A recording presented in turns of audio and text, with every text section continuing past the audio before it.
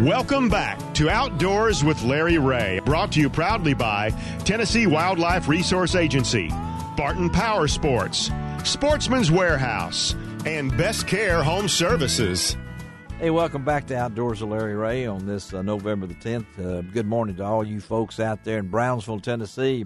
Appreciate all you folks listening to us on 1520 AM and 95.3 FM, and all you folks in Jackson, Tennessee.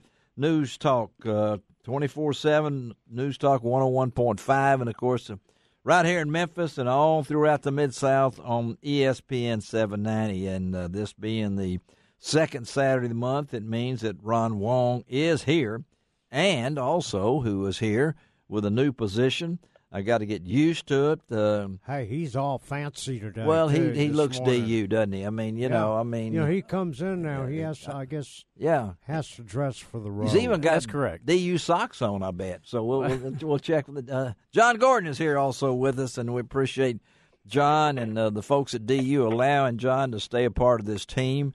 Go to lroutdoors.com, and you can actually see John. He's in the diner with Ron. Ron is eating, and John is waving. But I'm cooking. Hey, one of our favorite folks over the years, as we rolled into our 18th year on Outdoors with Larry Ray, and has been a longtime friend of this show and all the wild game dinners. Anytime I need a prize or something like that, I can count on David Baynard to come through for us. And so let's talk a little Driftmaster with the man himself, David Baynard of Manning, South Carolina. Good morning, David.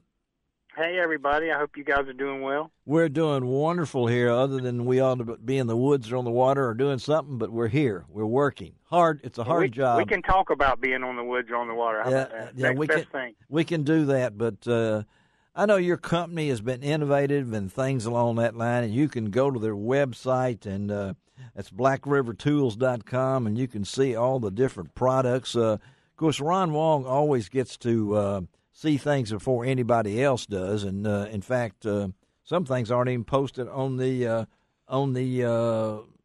website.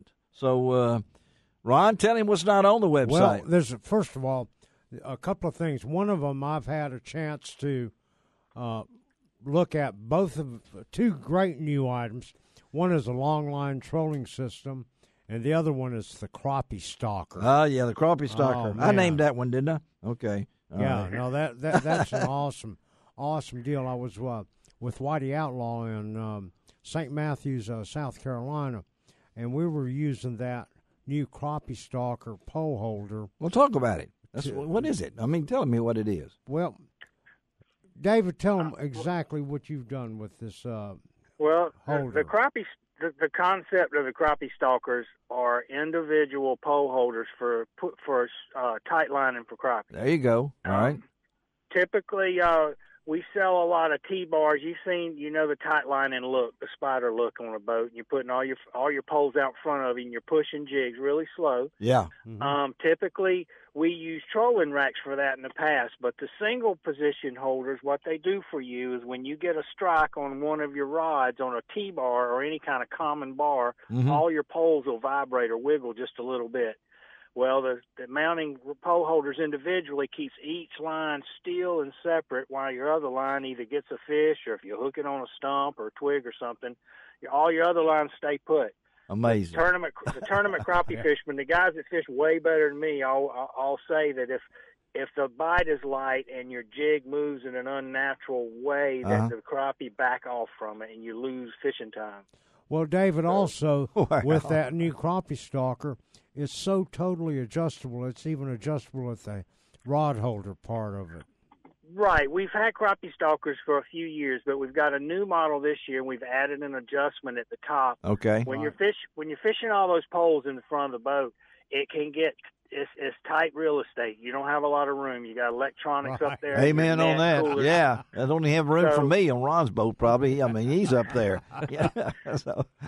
We've added an adjustment that will allow you to put the handle of your rod exactly where you need to put it, and you can fine tune it to within a quarter of an inch of where you need it. And it's really popular. We're field testing it right now. It's not even on the website, but I've got about 6 tournament teams using it, and they're loving it. So it's going to be a good item, and there'll be more information available on it soon.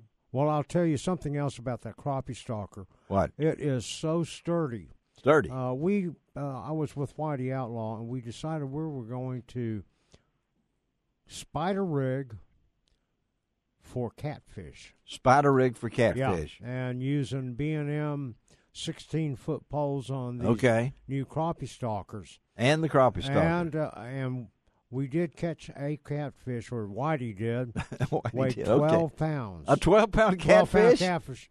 Never. Hey, it was pretty amazing what it did. It was awesome. Well, I appreciate that. If you're field testing a crappie rig, catching a catfish is probably about the best way to do it. Yeah. That's right. Yeah. It really worked out well. Well, again, we're talking to David Baynard. And I don't know, David, tell our listeners a little bit about your business, because when you look at that and you say Black River Tools, and then we're talking about drifting lines and things like that. So tell our listeners a little bit about your company itself. Well, my company was started by my father, and we originally made garden tools, and that was probably 40 years ago, and that's why the company's called Black River Tools. And he started making rod holders for catfish guides on Santee Cooper back in the late 70s. I remember. The rod holder business just overtook the garden tools, and we became Driftmaster fishing rod holders, and we've been doing it a long time. Are you still making the bird feeders? I mean, are you still doing We it? do. We make a all-metal, squirrel-proof, lifetime warranted bird feeder. And we've got another item now we sell, and we make a security lock for recreational golf carts to prevent them from being stolen. Come on. Come on. That's a big deal now. That is a big deal right now, because I've got I got one of your bird feeders, and I love that. But I've got friends that live on the golf course and things like that. I didn't know you did this. Yeah, that's we've been doing those items about 3 years. Uh-huh. We sell them around Myrtle Beach. A lot of them around Myrtle Beach. Oh, we have those custom golf carts that's really nice. Yes, and crime rates, because people will steal them. The key slots on those golf carts, they're not a smart key. You can crank one with a bottle opener. Oh, don't tell anybody. Well, we don't have. Keys are common. Yeah, we don't have bottle openers around Memphis here. We don't have those anymore, probably. In Memphis, they drink out of the can, if I remember. Oh my goodness, that's on the wrong side of the family. So when we do this, but you've talked about the technology here. You guys have. I don't know how many products you have now, but I can remember when we started, and of course, when I started as an outdoor rider back in '88, and that's not 1888 as some people think, but 1988, which I celebrated my 50th year this year. I'm looking at this and I'm saying, you guys have really been on top of things. Are you looking already ahead to 2019? Do you look a year ahead, David, and see what maybe you might be able to come up with? No, not at all. Whenever I try to come up with something new, that's a recipe for failure. Right. Necessity is the mother of invention, and you coming up with new products, to me, it's not like beating the bushes. It's more like standing on a riverbank and you watch problems drift by you like logs in a river. And when you see a problem that you can fix with the tools you have at hand, then make something to solve that problem and make life better for who's ever trying to do that task. Well, so you almost just wait for a need to arise rather than beating the bushes and looking for a new item. Well, you've made a lot of folks happy and taken away a lot of problems with your products. I know that for a fact, and Ron will know that by working the American Crappie Trail and going around. And you see a few. Don't you see a few of his products out there, Ron? I see a lot of his products. And you know where else I see a lot of David's products? What? Is the Cat Fisherman. Yeah. Oh, yeah.